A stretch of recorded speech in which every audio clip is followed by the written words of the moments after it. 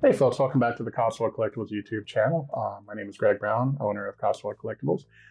Today we're going to continue on our series with Jim Egner, who is a 3D printer extraordinaire.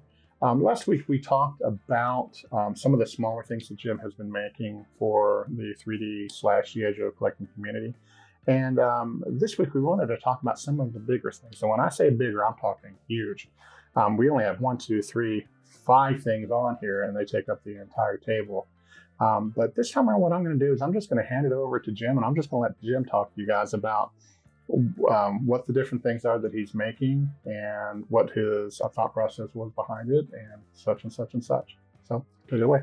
Thanks, Greg. I guess we'll start over here with the helicopter. I noticed as a collector, I would find a fair number of these helicopter mostly complete, but the landing gear was broken, constantly being broken. And there's a lot of them out there. The rest of them are in pretty good shape, but they don't have a landing gear. And so it seemed like too challenging a design problem to resolve by making a replica of the original landing gear. And so having recently watched Jaws 2 with the Harbor Patrol helicopter. Right. Shark takes down a helicopter. Now imagine that. I was somewhat inspired from that to create a pontoon set that would essentially replace the landing skid. And so this is kind of a second or third generation version of that landing skid. The original ones were a little more primitive. They were a little bit longer, a little bit harder to print, actually. Right. As with most 3D printing projects, it's an evolving process. You realize you've got some detail that's not quite right, or something that's not what you're expecting it to be. You can change it and have a new revision. And so this is a current revision of the what I loosely call the Harbor Patrol pontoon set. I didn't want it to be just a copy of the Capture Copter pontoon. And it's not. It is a totally different design. So that's kind of what's going on here. The rest of this helicopter, you picked up somewhere along the way, and I was in a show in Oklahoma, and great otherwise. So this is an example of being able to kind of retrofit an otherwise damaged helicopter into another serviceable piece. So. And what's really cool about this, and I don't know if the camera can capture this, the color yellow, I mean, you nailed it. I mean, it is as close to the color yellow as the AT-copter, in my opinion. It's a colors and color matching management, because the 3D plastic that's available to us now is not the same. It's not even the same composition as it was in the 70s or the 60s. And so what you do is you try to find a manufacturer. So I might have gone through 25 or 30 rolls of different brands of yellow. I have stacks of yellow that I don't use because they're not the right color. They don't match it, yeah. And then there's inconsistencies among the same manufacturer. Sometimes this is the same company that makes this yellow. And if you look at them under the right kind of light, they're different. It's because they changed, the company itself that I've been buying for years from has changed their formula. So there are some challenges. And the other part of it is 50-year-old plastic, depending on where it was stored for 50 years, there are different colors. And then Hasbro changed its color mix through time. So some of the yellows are lighter than others. So. It's kind of like the bodies. You know, the bodies, some of the bodies are going to have that pinkish color, some are going to be faded and stuff like that. It's the aging of the plastic. But even at that, I mean, it's always going to be tough, but just the fact that I know as somebody who gets product manufactured overseas and gets clothing made, you just can't say yellow. No, you have to try to find a PMS match and such like that. So to get the color as close to that as possible it's a feat in itself, in my opinion. Well, thank you, Greg. It is a challenge, and I spent a lot of time because as a former graphic designer, the colors are important. Colors are important, and consistency in color. And what I've done is I've tried to hit a kind of a best average. Right. Because that's all you can do. It's all you can do. Yeah. So that's kind of what's happening with the helicopter. I guess we would call that the Harbor Patrol upgrade kit. So it's phenomenal. I love it. This next item is what I would loosely call the deep core drilling rig. And it's sort of inspired from the old 1970s movies. There was a Doug McClure, Peter Cushing movie called At the Earth's Core. Yeah. I think it was either H.G. Wells or Jules Verne story originally. And then later in the 70s, there was a movie called The Last Dinosaur. I have not seen that. Yeah, it was a made-for-TV movie. I forget who was in it. No actor you really remember anyway. It doesn't matter. But both of them had some sort of machine that drilled into the inner earth. Right. And so that was always a fun theme to kind of explore. And I know the 3 3/4 line, I think Cobra had some sort of when they bowl or something. When they did the first movie, they had very kind of a more mold, a boring machine. So this is loosely based off of the machine that was shown in At the Earth's Core and The Last Dinosaur, but again done in the Adventure Team yellow color scheme. So it comes multiple parts here. Yeah, this part's fascinating. The drill bit spins. There's a hatch that opens. It's got place for Joe, and then it's in multiple sections. So it's got kind of a rocket thruster back end. And then this piece is actually borrowed heavily from the Space-O-Matic. It's the original Space-O-Matic tracks with a custom kind of launcher, if you will. So that's kind of this piece here, and that part you can take that down. Yeah, it's and then it can carry it that way. So if you want to display it that way, if you didn't want to display it in a launch mode, you can display it in a carry mode here. Right. So there's that. And what's really cool about that is, again, you'll see the thing. It's like you're carrying over the holes in the metalwork, and the lightning cuts. Yeah. This is a really neat piece, and I like the little detail over here. I think it's a recast of the rethink of the gas mask in there. The British gas mask. The little British gas mask in there, which is the thing that Hasbro was famous for doing. That they would use different things like that. I think on one of the Laser Rescue or something, it actually has some parts that are borrowed from other product lines, previous product lines. Well, show me this. This one you've carried for quite some time. Yeah, I've had this on my website at tk560.etsy.com, and this is essentially an add-on for your mobile support vehicle cab. You can have a full-size cab that comes with the mobile support vehicle, but frequently what I saw happening was people were making some sort of custom. The cab seemed to be cut off too short. It didn't seem like you didn't have any room to carry any gear. You didn't have any room to carry whatever it was that you went after. It was just 2 figures and that was it. Bubble canopy. And so along with the Recon cab top that I do, this is the Recon trailer, and it mounts up with the same spot that the main cab trailer command unit, whatever that's called. It's like a scout unit. Whatever it's called. And it's got different panels that come out, and it's compatible with the spotlights are actually the same ones from the Capture Copter, right? And these handrails are actually the same ones from the Adventure Team ATV. So those are the same handrails, and then uses the same locking mechanism, the hitch latch, and it comes with an inner tray, kind of the old diamond plate idea for you to store gear at different levels. And so working on that, it was just right before we started filming, it was suggested that I do some sort of kickstand. So I think I see that happening in the near future. So.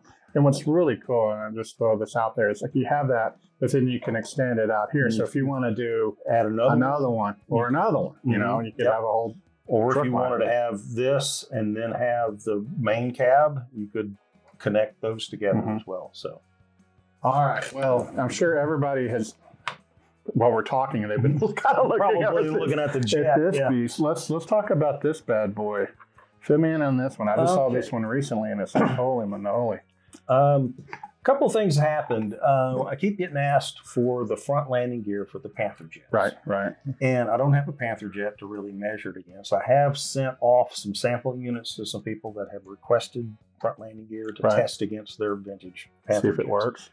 And I got to thinking, well, the Panther jet was kind of cool, but it's not really futuristic looking. It was straight winged. It was an early jet model from the early. It's 60s. a little dated. A little bit dated. Yeah.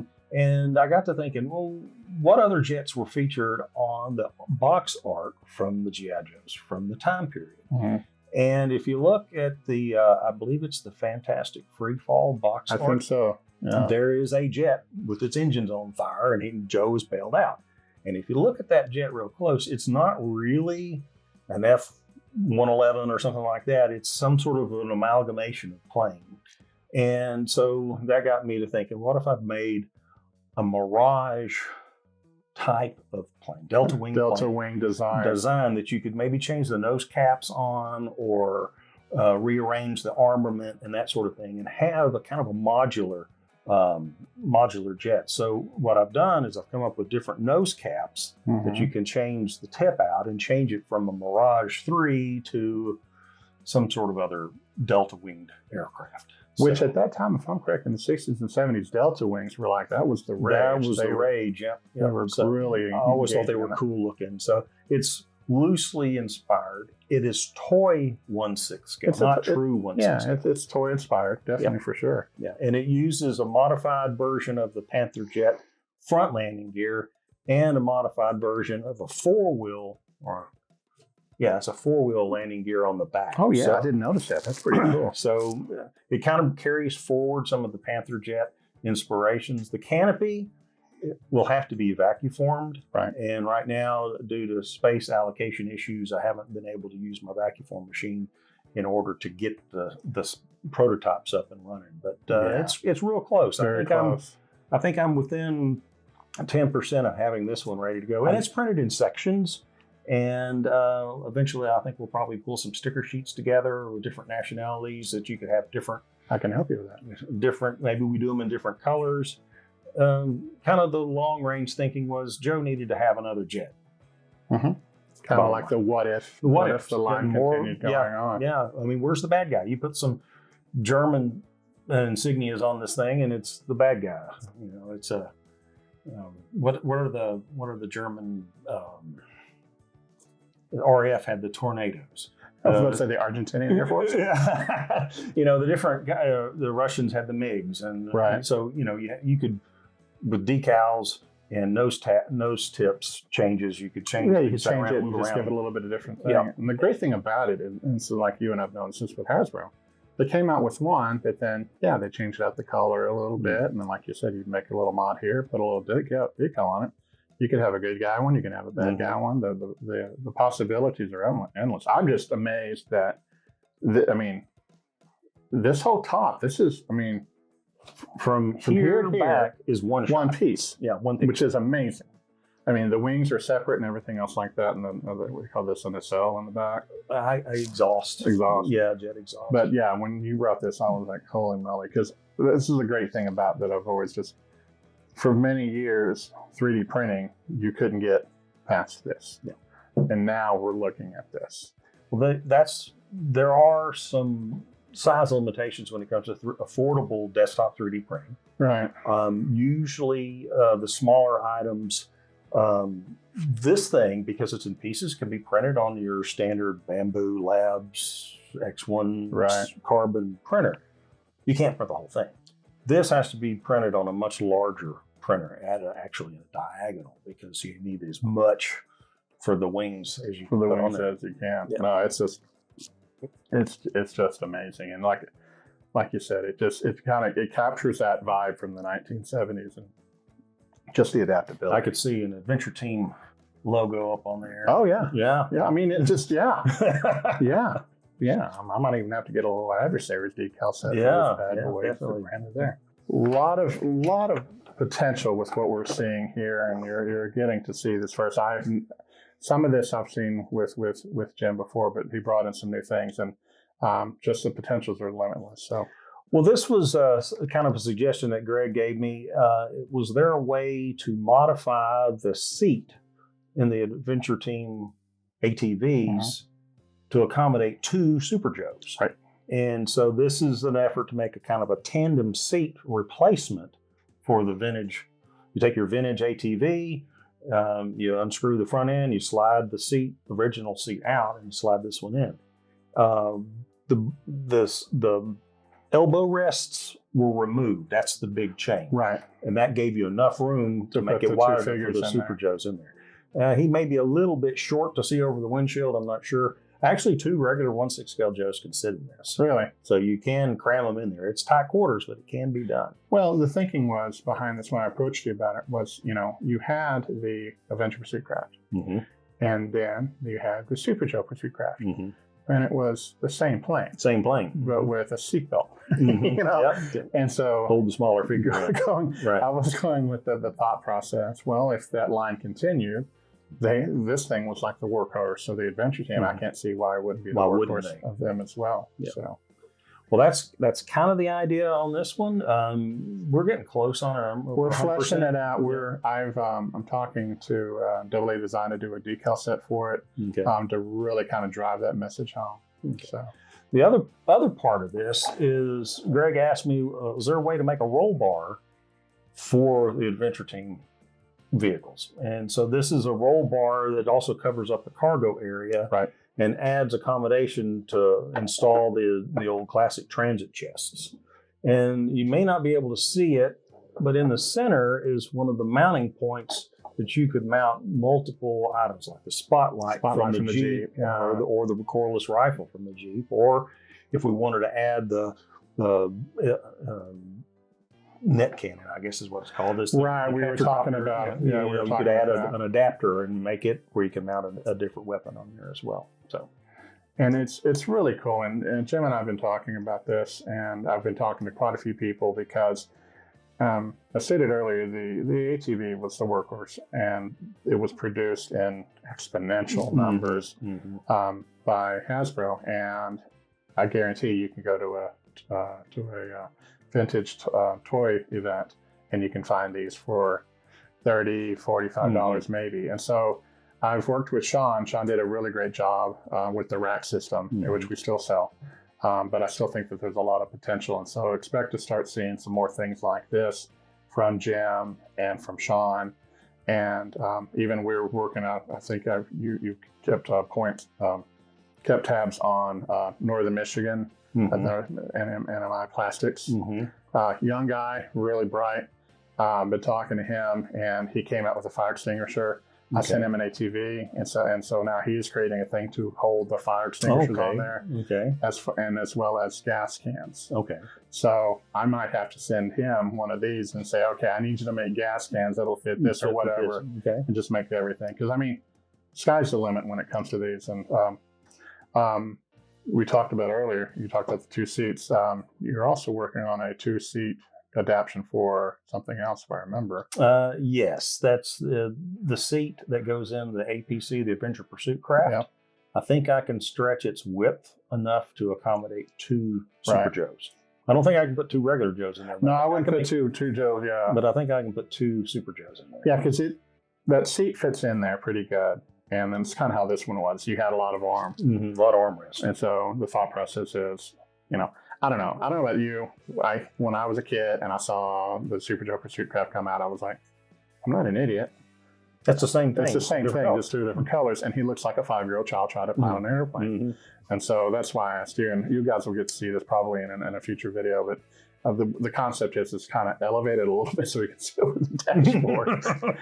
And then just have it where you could possibly fit 2 people, because that's a pretty large thing. But I think that is it. And what's interesting is the Turbo Swamp Craft seat is the same thing. So maybe we could make a 2-seater Turbo Swamp Craft. I think there's a lot of potential with that. And I started thinking, I don't mean to get off topic, but it's our show, is the boat the Turbo Swamp Craft was on, which was obviously the same boat as the real close to the Pygmy Gorilla boat. And you see those around, and I think maybe there's potential. I don't know. The sky's the limit, man. Oh yeah, there's a lot of those boats around. Yeah. So it's be fun to modify a top for it that's a turbo swamp craft or something. Do something. Or maybe maybe more like a speedboat kind of concept. Or I don't know. That's the great thing about 3D printing. It's what I like. Oh yeah, come up with an idea and make it happen. Right. You take something that's existing and that's been sitting on a shelf, or you're just sitting in a tub somewhere at a toy show, and you can just do it. So, well, kind of a thought process was a lot of people have multiples of these vehicles. Yeah. And some of them are complete, some of them are not. Some of them, what am I going to do with another one of these? Well, if you had a way to customize it, to do something different with it, then all of a sudden the sky's the limit. And you're creating a whole new thing. That's kind of what's going on with the MSVs, the mobile support vehicles. MSVs, and then you remind me about the training towers, or from the training center towers. I mean, how many times do you go to a toy show and you see that scaffolding? But you kind of have a hard time finding the rest of it. But if you can do that, you can get that scaffolding and we 3D print something else for it. Well, that's a great idea. See, I've got a couple of those training towers that I don't do anything with, you know, because they're incomplete. I've got 3 of them sitting at my house and stuff like that. We've gotten creative with decal sets from AA Designs where we did that one. But that's one thing, and of course we won't digress on this thing, but we'll talk about it later. But how you can, it can take that. I mean, it's the craziest thing. All you have to do, really, and this is what I do, is I just go into my vintage room and I just look at stuff, and I was thinking, what if we did that? What if we did that? And that's why I like talking to you so much, is because you share that same mindset. You're like, well, the thing just doesn't have anything on the back. What if I add something to it? And we didn't even show the picture of the actual cab for the thing. Well, that'll be another video for next time. So, but anyway. Yeah, the Recon cab top. The Recon DeLorean doors or whatever. With the gull wing doors. Yeah. Oh, good old 70s and 80s. So. All right. Well, that concludes this video. If you have any questions, feel free to comment below. I'll try my darndest to answer it. I'm sure Jim will be monitoring as well, and he'll try to answer your questions. But also, please like and subscribe. We have over 1,000 people. Oh, they're growing. Awesome. That's awesome. They're growing. And we hit that like and subscribe. We're by no means anywhere near a pixel Dan. Yeah. But we have a very devout following. But make sure that you like and subscribe and let us know what you think. And if you have any different ideas, let us know, because we're collectors just like you. Yep. And if there's something that really hits a note with you, let us know. And who knows, Jim here might be able to make it. So, well, secret here for you, Greg, and for your viewers, I'm working on a bunch of things. That's what's scary. Yeah, there's a bunch of things in the works. That's what's scary. And I'll interject here. Just what's funny with you is the fact that I will say, "Hey, Jim, can you make this?" And I was like, yeah. And then about 24 hours later, you come out. And then 2 days later, this thing pops up. And I'm like, I hate you. So anyway, we'll let you guys go. Make sure you check in next week for our next video. And until then, keep on collecting.